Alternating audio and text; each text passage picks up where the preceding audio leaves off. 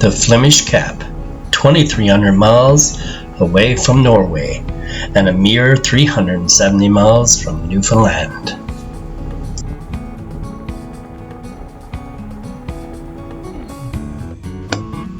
Skipper John, 40 plus years experience, taking us to the Flemish Cap.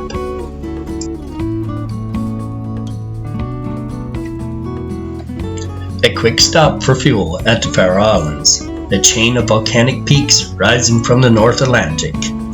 As they sailed into the harbor of Torshäll, the air grew thick with the smell of salt and fish. The brightly colored houses perched on steep slopes, a colorful contrast to the rugged landscape.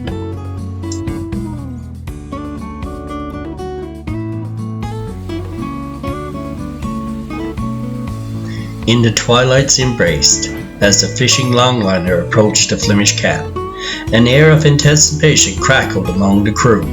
After a grueling 7-day steam, they had finally reached their destination. As the crew prepared to cast their first set, with hundreds of baited hooks descended into the depths, the anticipation hung heavy in the air as they waited for the fish to strike.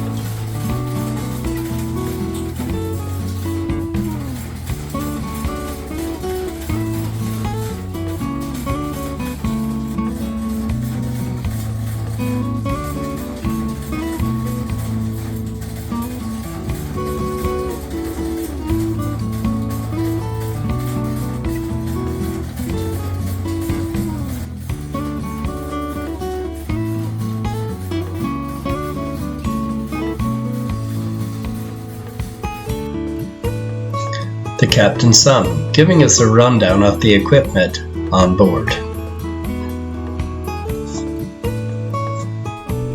Right now we're in the process of hauling the line, which we've been shooting yesterday. From the wheelhouse here we can have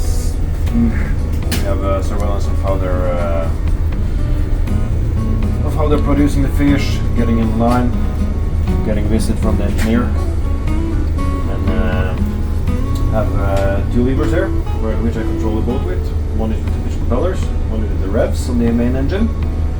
Also have autopilot stick here, and rudder stick manual, which I can help myself with. Also got a bow thruster if there's if we're getting to shore and often on and off the docks. Also we got surveillance under the water line. When we're hauling the line, you can see the line coming up, and you can see the fishes. Right now it's quite a lot of algae in the water, so it's kind of blurry, but you'll still see fish, especially in the daylight. It's a bit harder when it's night. Also monitoring the hauling process on this screen here, where you can see how many fathoms is hauled, how many hooks, speed. I can adjust everything in regards to the currents, tides, weather, and also kind of fish we're not run. Also have manual levers if the screens were to not work. Communication with the guys. Got them on the radio, got them on the calling system. Different chart plotters, fishery equipment. Gotta keep a zoom in so we don't reveal our secrets, our secret fishing spots. Different types of machines for different types of knowledge or intelligence from, you can see from the bottom, like we have some relief depth here, shadings, we have radar, we have 3D bottom scans, all the way over at the port side here, so we can watch the 3D scans of the bottom in 3D. So we got the normal chop plotters, current log, echo sounder, several radars, 2 of them, camera surveillance of the port side, surveillance and echo sounders, different spots in the boat. The echo sounder. We have the radar, which sorts and distributes all the fish species to different tanks and sorting them by size, weight, everything. And got all the VHF radio equipment, emergency positioning indicating system, weather, wind measuring. Pretty much everything you need to have total control of the vessel at all times. So we're sitting here with 2 navigators in the mast, the captain and the relief cap. We have 12 hours each where we sit here all the time in this chair because we have to maneuver by hands. All the maneuvers. For days, the anticipation had simmered, a low hum of excitement building. Now it was finally here.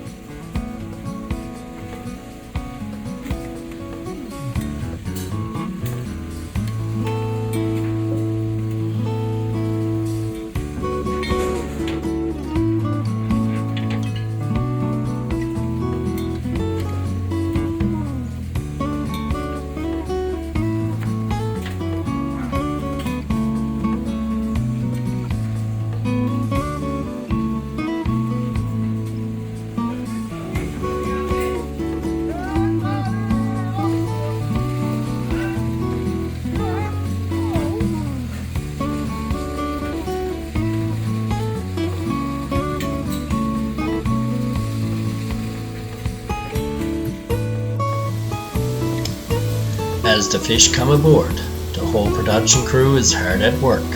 Here, one of the crew is taking the oaklets, known as ear bones, for sampling.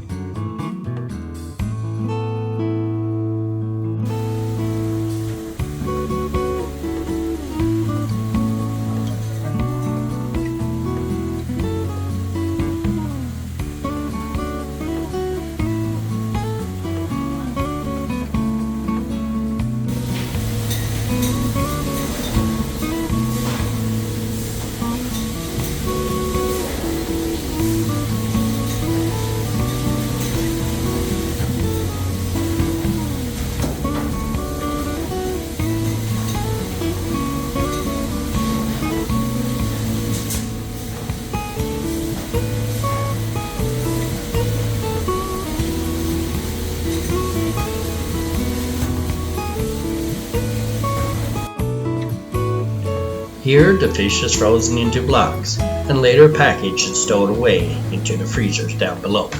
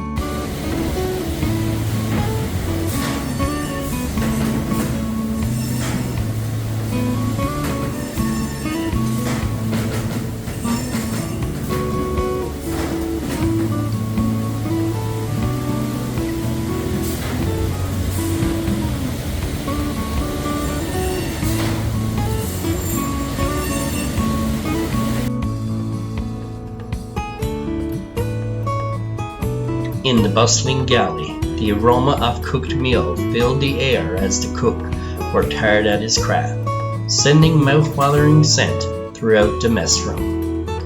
The room was currently quiet, except for the clatter of cookware and the occasional sizzling of oil, but soon be a lively hub of conversation and laughter as the crew returned hungry and eager for a hot meal. The mess room would come alive.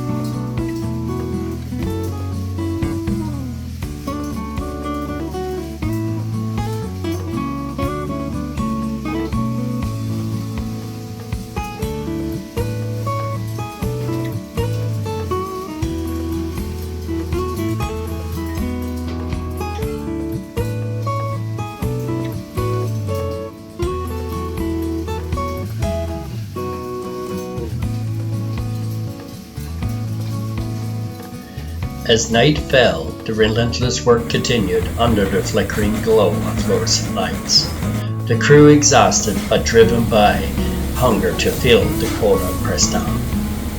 In the wee hours of the morning, as the first rays of dawn pierced the darkness, the old Husby finally reached its goal.